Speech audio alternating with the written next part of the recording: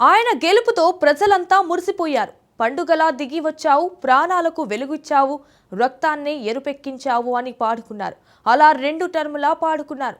కానీ మూడోసారి మాత్రం ప్రజల మూడ్ మారిపోయింది. ఆయన వేసే వేషాలు చూసి విరక్తి పుట్టింది. తాను ఎమ్మెల్యేగా ఉన్నప్పుడు ఆడిందే ఆట, పాడిందే పాట అన్నట్టుగా ప్రవర్తించాడు. నియోజకవర్గ అభివృద్ధి, ప్రజల అంచనాలను తారుమారు చేశాడు.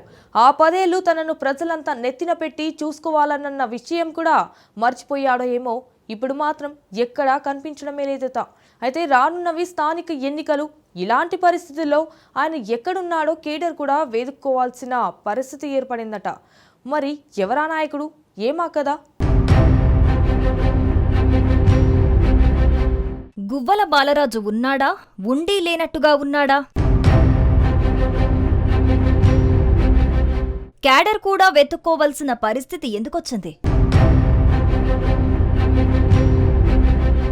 స్థానిక ఎన్నికల వేళ సందడే లేకపోతే ఎలా బాలు?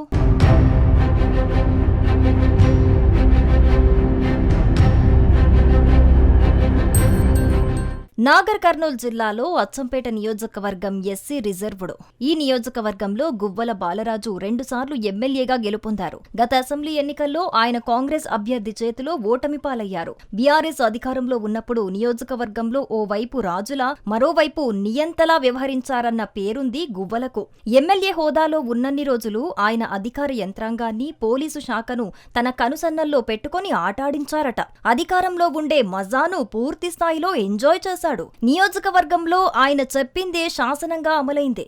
ఎమ్మెల్యేగా కొనసాగినన్ని రోజులు ఆయన ఆకాశంలోనే విహరించారు అన్నా అతిశయోక్తి కాదు.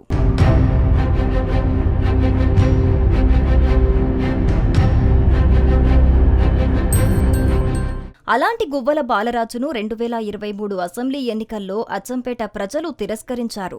ఎమ్మెల్యేగా మీ సేవలు ఇక చాలని చెప్పి ఇంట్లో కూర్చోబెట్టారు. అయితే ప్రజల నిర్ణయాన్ని జీర్ణించుకోలేని గువ్వల ఎలాగైనా పదవిలో ఉండాలని కోరుకున్నాడు. ఆ తర్వాత జరిగిన పార్లమెంటు ఎన్నికల్లో పోటీ చేసి మళ్లీ పూర్వ వైభవం పొందాలని ఆశపడ్డాడు. అందుకోసం తీవ్రంగానే శ్రమించాడు. అయితే బీఆర్ఎస్ అధిష్టానం మాత్రం గువ్వల బాలరాజుకు జలకిచ్చింది. నాగర్ కర్నూల్ జిల్లా ఎంపీ టికెట్ ను ఆర్ఎస్ ప్రవీణ్ కుమార్ కు కేటాయించి గువ్వల ఆశలపై నీళ్లు చల్లింది. దీంతో తనకే వస్తుందనుకున్న టికెట్ రాకపోవటంతో గువ్వల ఇక తనకు రాజకీయ భవిష్యత్తు లేదనుకున్నాడో, లేక ఎంపీ టికెట్ రాలేదని బెంగపెట్టుకున్నాడో తెలియదు కానీ అప్పటి నుంచి అచ్చంపేట వైపు కన్నెత్తి కూడా చూడటం లేదంటున్నారు బీఆర్ఎస్ క్యాడర్.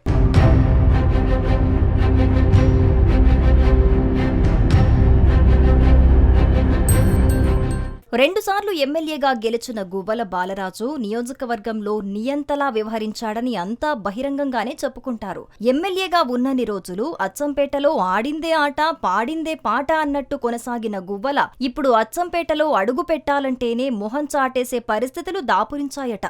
ఎమ్మెల్యే హోదాలో నియోజకవర్గాన్ని అంటిపెట్టుకుని ఉన్న గువ్వల బాలరాజు ఇప్పుడు మాత్రం చుట్టపు చూపులా వచ్చిపోతూ ఉండటంతో మా గువ్వల సార్ మళ్లీ అచ్చంపేటకు ఎప్పుడొస్తాడా అని గులాబీ క్యాడర్ కళ్ళు కాయలు కాసేలా ఎదురుచూస్తున్నారట. మరోవైపు నియోజకవర్గంలోని కార్యకర్తలు ఓవైపు పార్టీని వీడుతున్నా గువ్వల మాత్రం పట్టించుకోవటం లేదట. దీంతో అచ్చంపేటలో బీఆర్ఎస్ పార్టీకి పెద్ద దిక్కు కరువయ్యారన్న ప్రచారం కూడా జోరుగానే సాగుతోంది.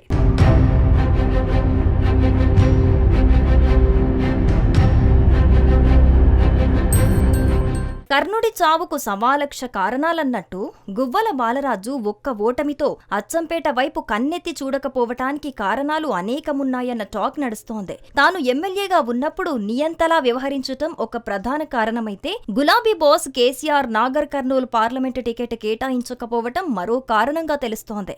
ఎమ్మెల్యేగా ఓటమి చెందటంతో ఎంపీగా పోటీ చేసి అచ్చంపేటతో పాటు పార్లమెంటు పరిధిలోని మరో 6 అసెంబ్లీ సెగ్మెంట్లలో రాజులా తిరుగుదామని భావించిన గువ్వల ఆశలపై కేసీఆర్ నీళ్లు చల్లారు. దీంతో ఇక చేసేది లేక పాలిటిక్స్ లో చల్లబడ్డాడన్న టాక్ నియోజకవర్గంలో చక్కర్లు కొడుతోంది.